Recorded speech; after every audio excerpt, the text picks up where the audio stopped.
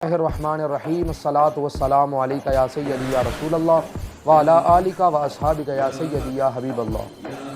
حضرت عبدالمطلب فرماتے ہیں کہ ایک بار میں حتیم کعبہ میں موجود تھا۔ میں نے وہاں ایک خواب دیکھا کہ میری پشت پر ایک درخت اگا ہے جس کی بلندی آسمانوں کی چوٹی کو چھو رہی ہے اور جس کی شاخیں مشرق و مغرب میں پھیل گئی ہیں۔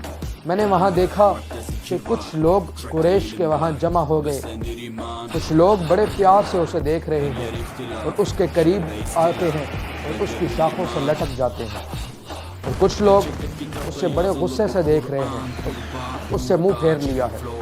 وہ بندے آگے بڑھتے ہیں، ان کے ہاتھ میں میں نے بڑے بڑے کلاڑے دیکھے، وہ اس نورانی درخت کو کاٹنے کے لیے آگے بڑھتے ہیں۔ اتنے میں ایک بہت ہی خوبصورت اور ایک باوقار نوجوان نمودار ہوا، وہ اس درخت کے آگے سینہ سپر ہو گیا۔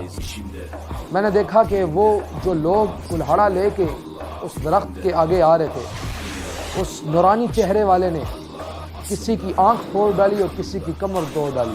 اس سے خوشبو کی لپٹیں ایسی آ رہی تھیں کہ دل کرتا تھا کہ بندہ اسے دیکھتا ہی رہے۔ میں بیدار ہوا خواب سے اور میں ایک شخص کے پاس گیا۔ اس نے مجھے تعبیر بتائی کہ تمہاری نسل میں ایک ایسا جاہ و جلال اور عظمت والا بچہ پیدا ہوگا کہ جس کی اس عظمتوں کی دھوم پوری دنیا میں مچ جائے گی۔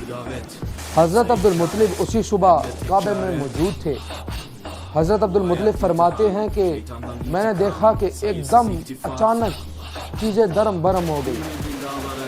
بت جو تھے وہ اوندے منہ زمین پر گرے، جیسے کوئی نہ نظر آنے والا ہاتھوں نے پکڑ کر زمین پہ پٹکا ہو، اور میں نے دیکھا کہ ادھر اس ٹائم کعبے سے آواز ایک گونجی کہ ولد المصطفیٰ المختار الذی تہلک بیدہ الکفار، وہ مختار و مصطفیٰ پیدا ہو گئے، کفار جن کے ہاتھوں سے شکست کھا جائیں۔